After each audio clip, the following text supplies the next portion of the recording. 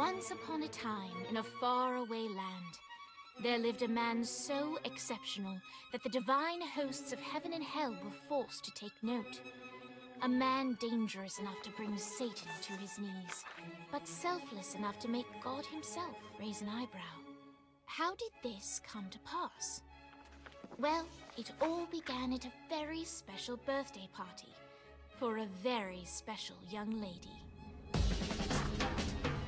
Surprise! What is all this? It's your birthday, Kinsey. So? You've never been to a birthday party? No.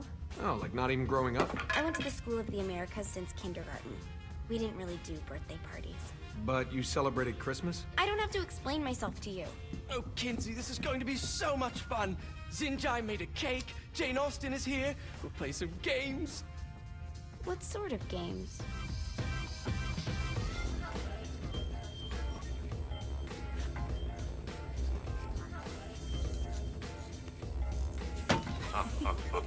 So you celebrate birthdays by trafficking with spirits? It's spooky and fun. It's a bunch of letters. It's tradition. Every slumber party has to involve a spirit board. Slumber party? How's it work? We ask it a question, and the spirit of the board will reveal the answer. How? Yeah, someone pushes the pointy thing to wherever they want. Wait. Can we go back to you and your slumber parties? No time. All right. Everyone put their hands on the cursor. Cursor. I feel the magic already. All right. Will the President/God Emperor for life ever choose a partner to reign alongside them? No. Ooh, someone's getting married. Shut up, Matt. Who will tame the president's wild heart? What are you guys trying to spell? I'm not moving it. That's the spirit, Kinsey. I'm serious. I'm not moving it either. Neither am I. Jezebel? Who the fuck is...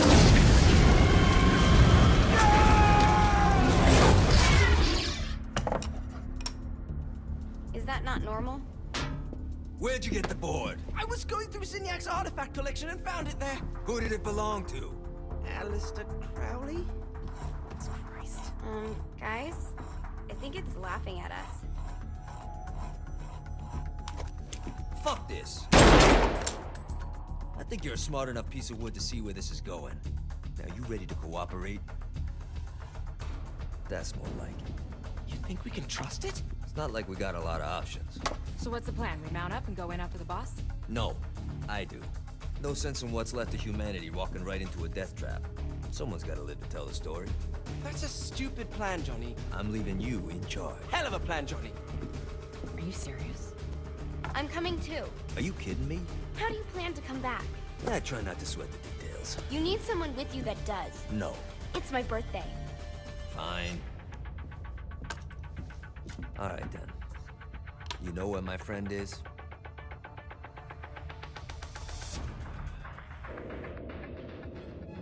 True to its word, the spirit board opened up another portal and sent Johnny and Kinsey screaming into hell.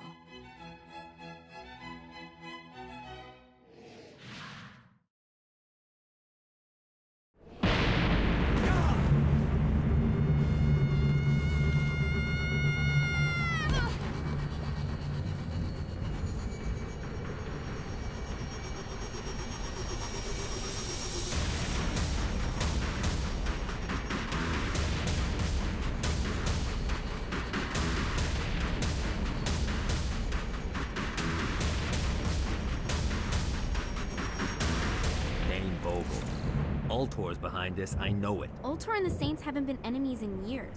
You really think he's responsible? You don't know him like I do. The boss put him through a window for a reason. The reason was the boss was kind of fucking crazy back then. That's a fair point. Alright, now how are we gonna find the Ultor building? Biggest building down here, giant Ultor sign on it. I don't think this is a problem. I'll buy that.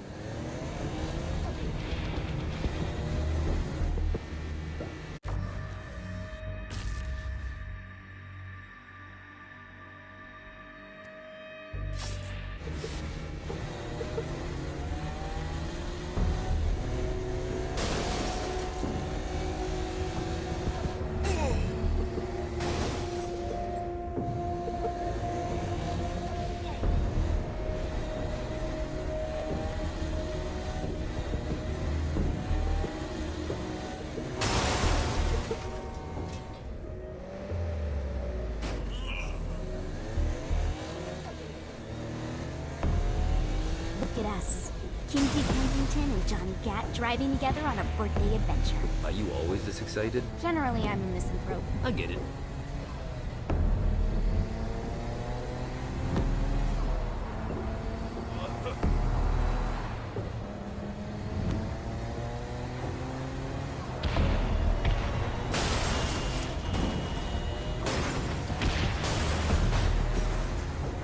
So this is hell. Not as bad as I thought. It kind of reminds me of Steelport.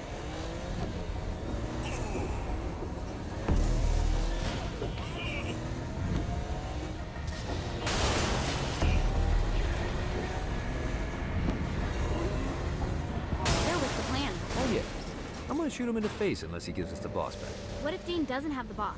I'll probably still shoot him in the face.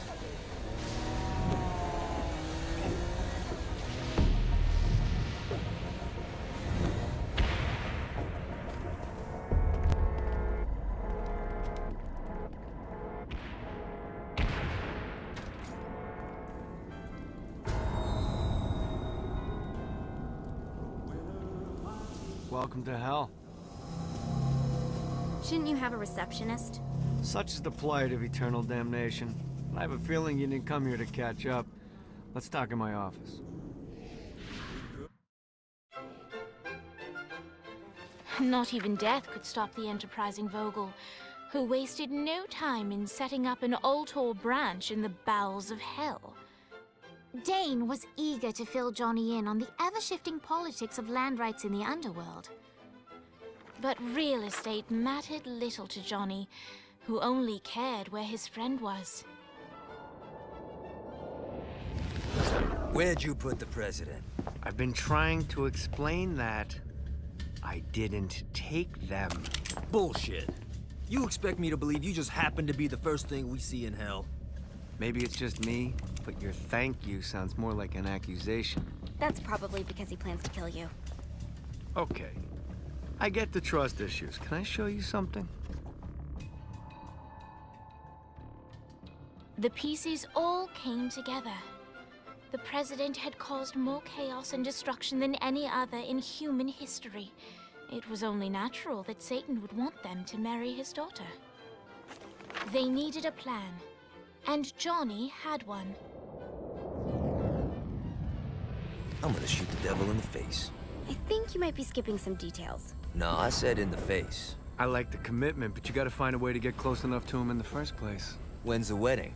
I'll just show up And then you'll shoot him in the face. Sorry, but it's a little more complicated than that. These things are tied to the soul. You won't be able to enter without one. So how do we get one? You get his attention. I know some places that are of particular value to the father of the bride.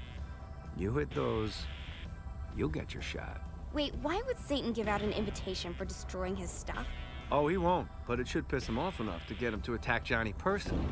Either the devil kills Gat and Ultor gets the construction contracts to rebuild what was destroyed, or Johnny kills Satan and I'll have to pay less taxes. It's pretty win-win.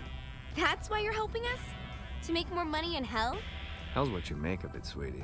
Works for me. What you got? All right. Satan had entrusted the day-to-day running of hell to 5 archdukes, and Dane knew how to find them all. But beyond that, not everyone in hell was content to go along with Satan's status quo. There were others who shared Dane's ambition for power, and the Ultor mogul knew that the key to unseating Satan lay in gaining their aid. But before Johnny set out to wage war against the Prince of Darkness, Dane had one final gift, an artifact that he had spent fortunes on. Lucifer's cracked halo. This holy relic granted Johnny the majestic wings of the Morning Star. However, he still needed help in learning how to use them.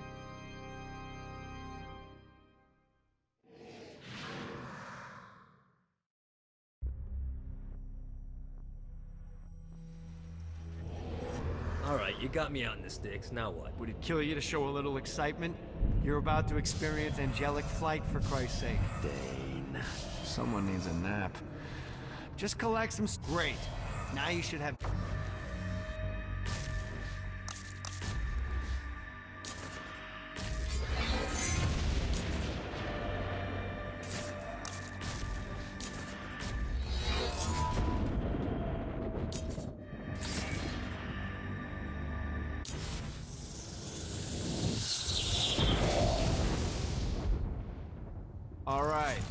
Start slow. Try to jump over to that next island. Also, the longer you charge your wings before jumping, the further you'll go. Hey, you didn't fuck it up. Good job. Now get up that cliff. Don't worry, if something looks too high, just keep on jumping off the wall. Remember to charge your jump. Now it's time to fly. You heard of crawling before walking? Well, in this case, you need to jump before you can fly. Launch yourself in the air with a jump, and then hold your wings out to glide to that next island. I put out some orbs to show you the path. You'll have to dive to reach the next island. Do that by pointing your head down. Don't worry, the rest of your body will follow.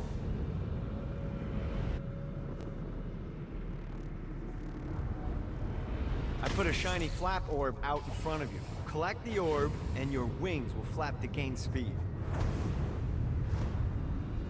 Alright, now try flapping those wings on your own. Do a flap on your way to the next island. The exact opposite of diving is climbing. Climbing will slow you down and eventually cause you to stall. And trust me, stalling sucks. You can fly. Alright, time to take the training wheels off for the final lesson. Flying takes stamina. If you run out in midair, you are going to drop like a rock. Let's get you back to the Ultor building. I want to run through all the stuff you can do to hurt Satan. Sure thing. See you soon. Here's the deal. If you want some FaceTime with Satan, you need to get his attention. Now, Satan hates being challenged, so anything you do to undermine his control is good. Fraud, mayhem, shooting demons in the face, anything. You can keep track of Satan's wrath with this handy meter. Get it high enough and you'll be having drinks with Big Red in no time. I've compiled a list of shit to do, so take a look and do whatever sounds fun. Oh, one more thing. We have some potential allies down here. Trust me, you want to impress them.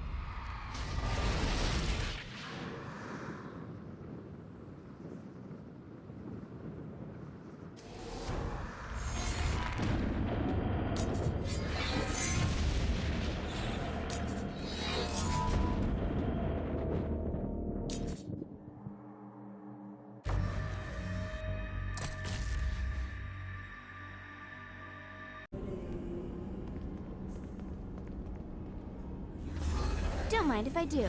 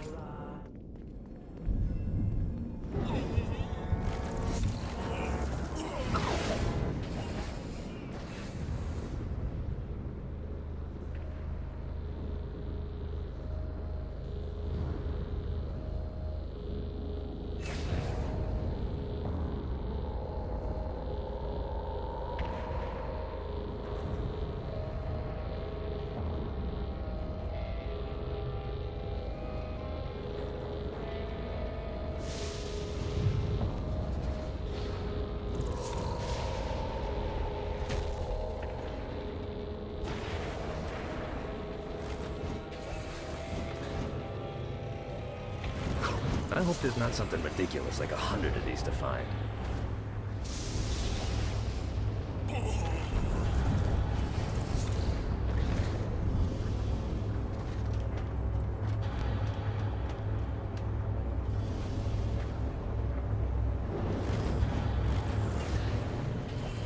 One more.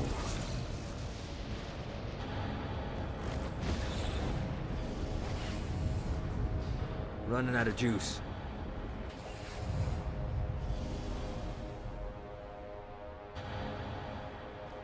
Got a touchdown.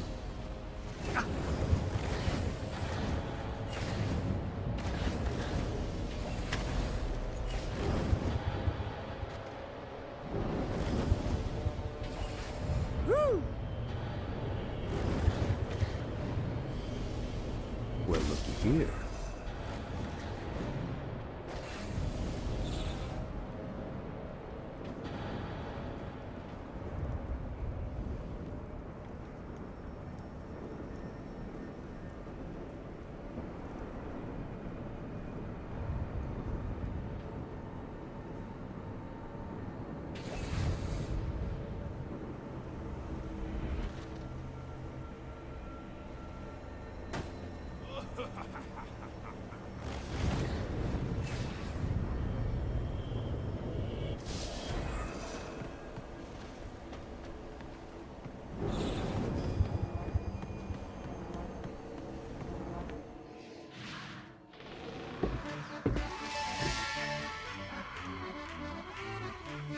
abandoned ship!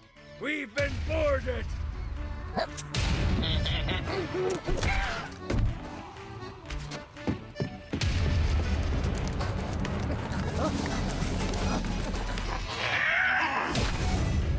Get these damn things off my ship!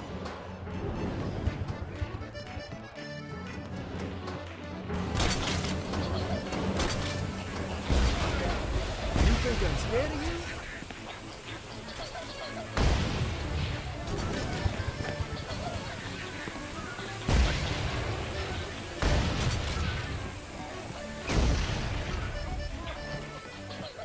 No, not another one of these.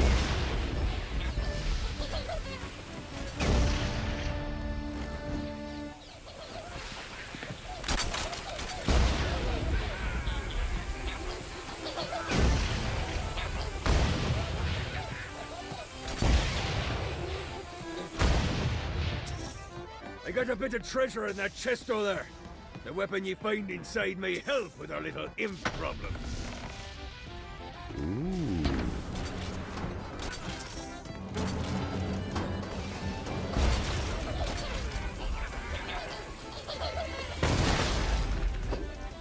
Get off, you piece of shit.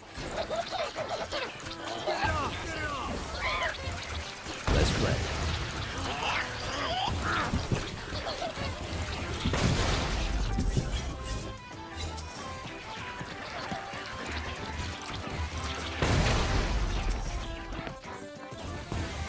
I summoned these imps to serve as my crew. I forgot what a handful they could be. Once aboard, they wouldn't listen to their captain. They ran amok in the bowels of the ship.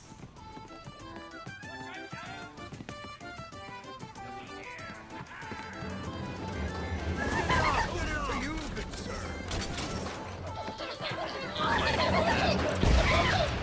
Get it off, get it off.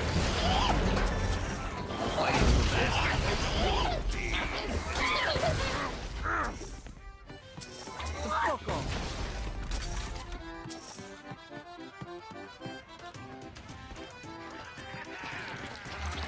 It's okay to drop the pirate voice. What pirate voice would that be? Wow.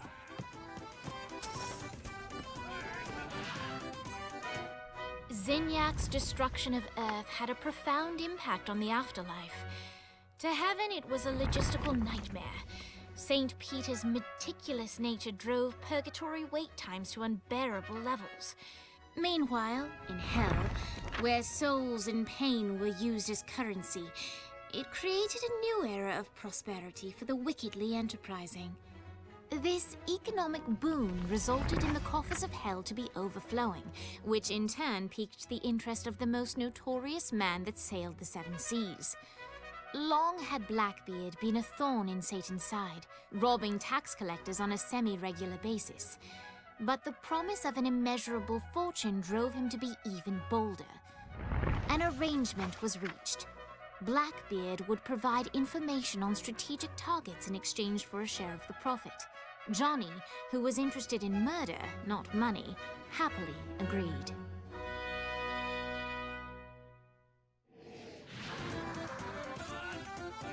I grant ye the ability to summon my crew whenever they're needed.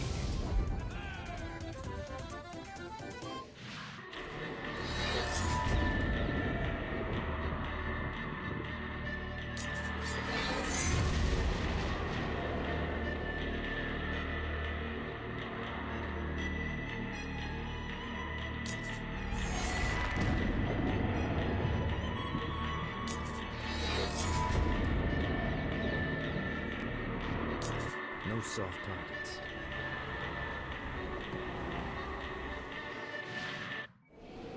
All right, matey. It's time for your lesson. Let's summon me favorite scurvy-riddled hellion, the Imp. Why don't you start off by summoning an imp to take out those enemies?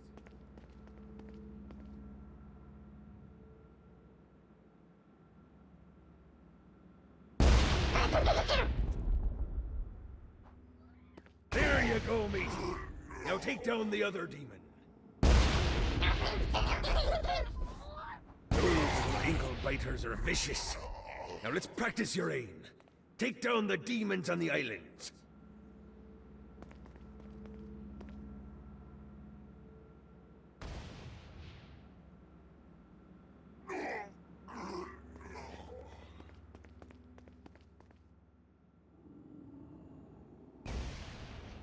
Few things are as rewarding as pressing someone into service, am I right?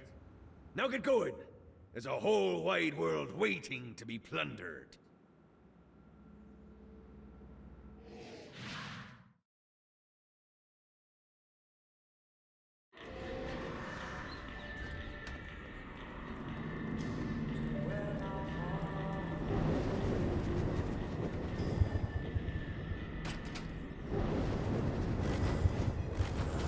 Gotta pick it up.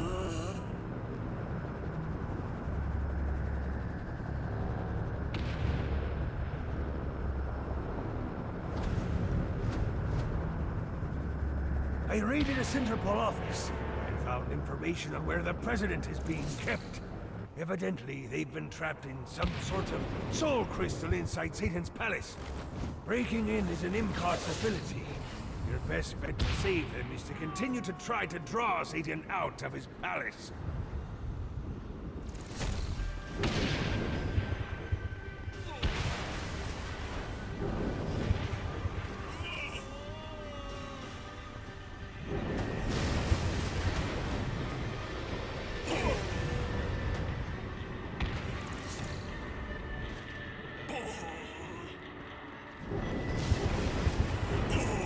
Note to self, find a way to control lightning.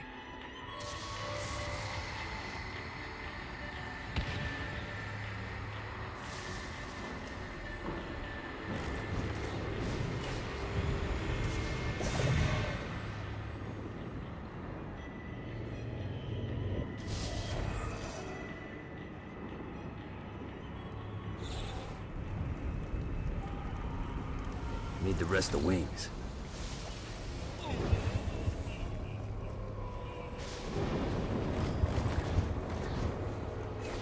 This is bad timing.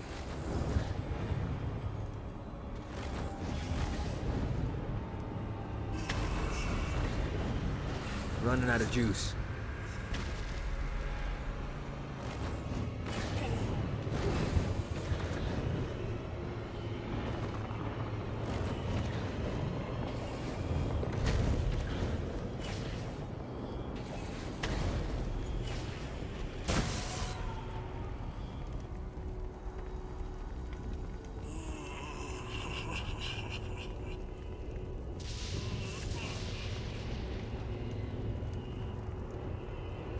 Fucking collectibles.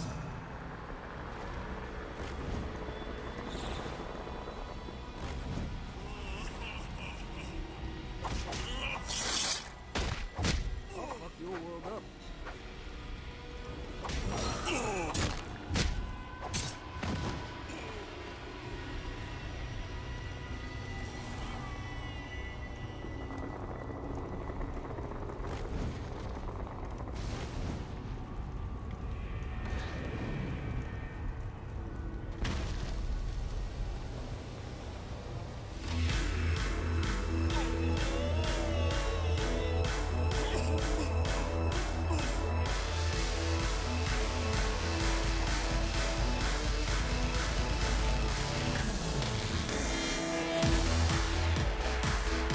Lights up.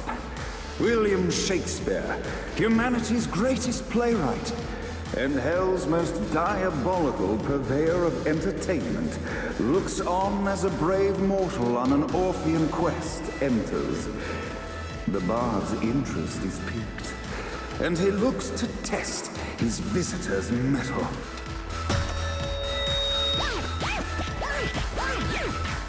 The masked tragedies were used to enemies cowering as they approached. But soon they realized that they faced a foe with courage and nobility, traits uncommon in the fires of perdition.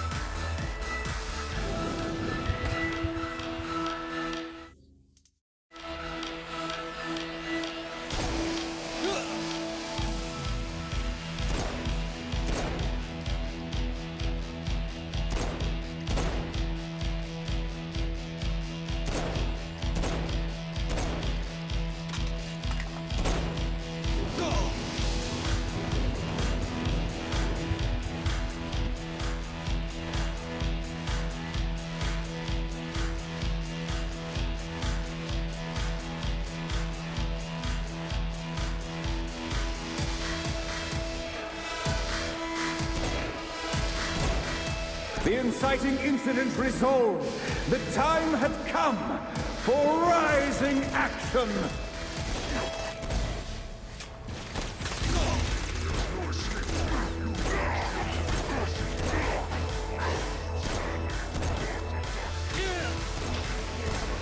The battle raged on below, and as bullets and blood flew, the bard arched a curious eyebrow. Could this mortal be the exact thing that Shakespeare needed?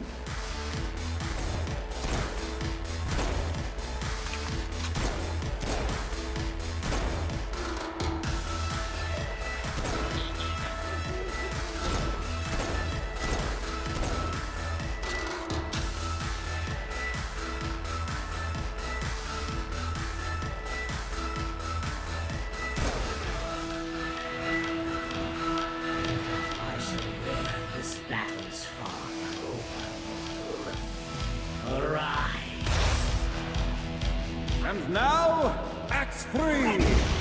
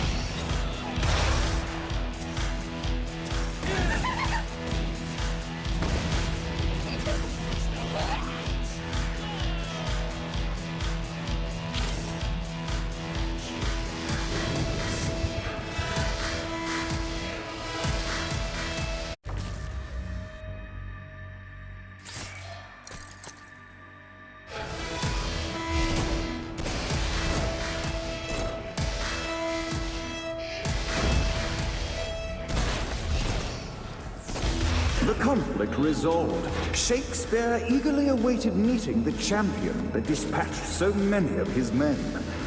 Undoubtedly, they were here for the bard's aid. And while happy endings were not a thing found in hell, Shakespeare always had a soft spot for comedies. In the land of the living, William Shakespeare is regarded as one of the most prolific playwrights of all time. However, to the denizens of hell, the bard is seen in a far different light. After selling his soul for fame and adoration, Shakespeare served in hell as Satan's spy master general. In doing his duty, Shakespeare would punish the souls he was investigating by forcing them to perform in grotesque passion plays for Satan's amusement. But in a Twelfth Night-esque twist, Shakespeare found himself living a double life. While he projected an image of cruelty, his heart was as soft as Jezebel's. In secret, he would tutor her on the classics and act out the works of his mortal days.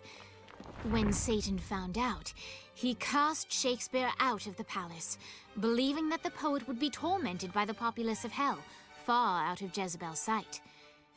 But Satan had not counted on the bard's cunning.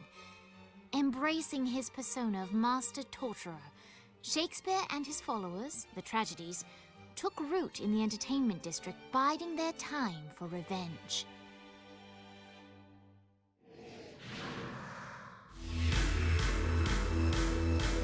And so Shakespeare called forth the Deus Ex Machina to bestow our protagonist with the arcane power of Force Stomp.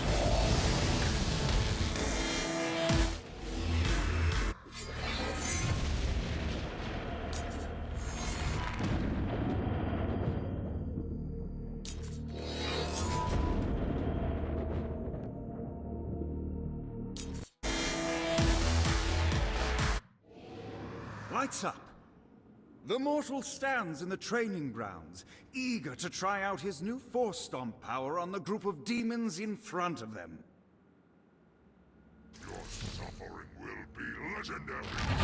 Act 1, Scene 2, in which our protagonist kills more demons with Force Stomp. Act 2, in which our protagonist is greeted by foul imps.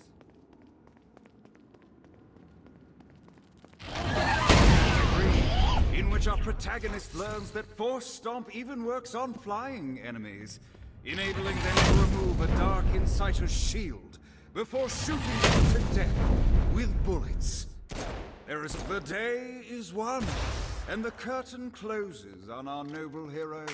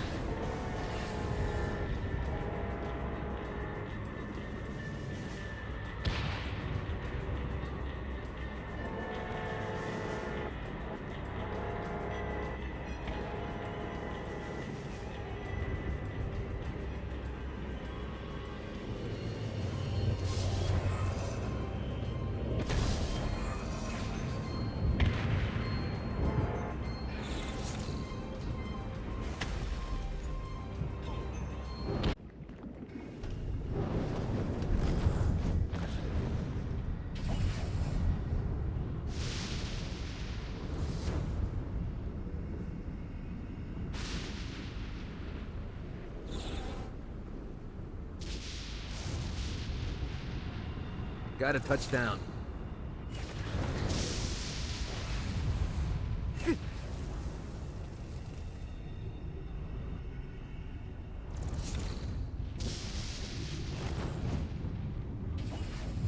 Yeah!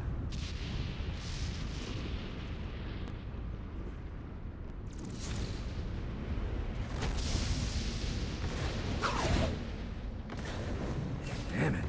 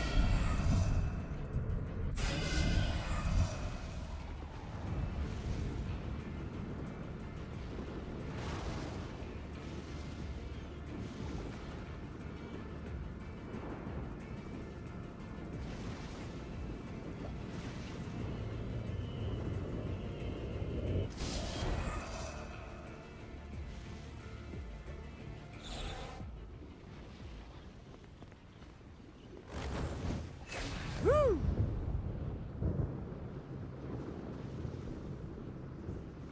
This is bad timing.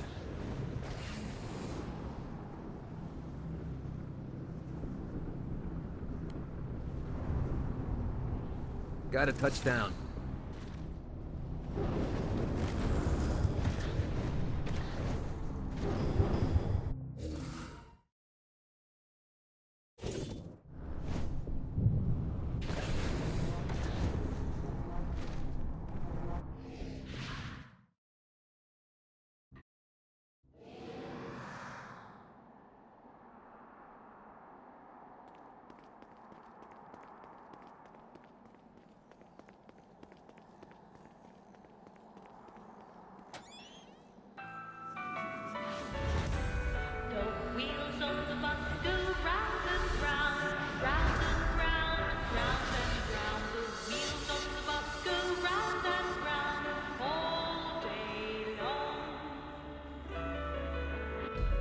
The horn on the bus goes beep, beep, beep, beep, beep, beep, beep, beep, beep.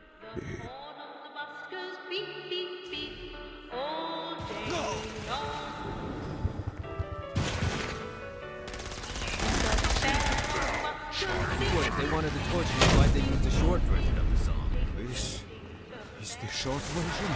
Oh, yeah. The wipers on the bus go swish, swish, swish.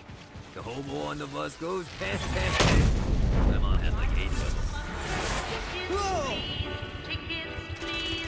Tickets, please. The driver on the bus says tickets, please. All day long. The babies on the bus say wah, wah, wah. Wah, wah, wah. I can do this all day. The babies on the bus say wah, wah, wah. All day long.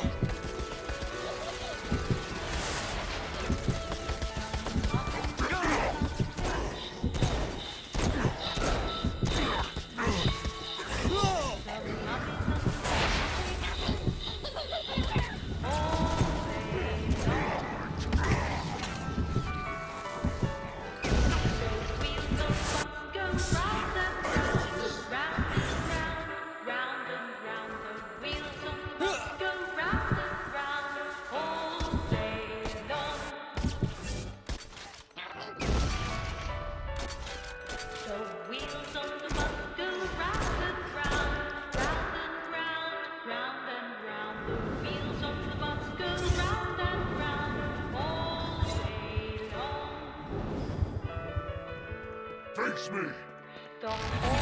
Let's pray. We must end this infernal music! Come, let us return to my castle, so we may plot our next steps in proper surrounds. Johnny led Vlad back to his castle, which since his incarceration became a haven for frat parties and squatters. But the systematic impaling of trespassers would have to wait. Vlad was a man of his word, and was eager to provide intel that could aid in hobbling Satan's armies.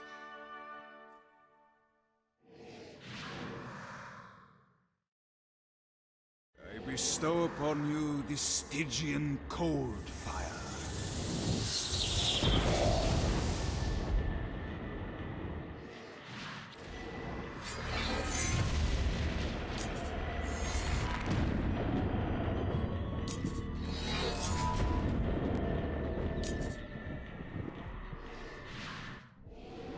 I've brought you to this inferno to teach you about the power I have granted you. Cold fire is an aura, which means you must activate the power and get close to an enemy before they will feel the cold embrace of the Stygian flames. Try it against these demons. This is good for the soul. While I understand your enthusiasm, you must use cold fire to defeat the enemies, not your weapons.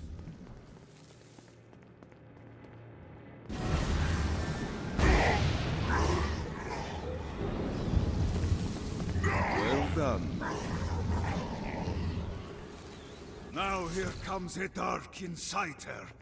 Use your aura, then get close to him to take down his shields. From you've done it, doesn't it feel good to watch an enemy burn?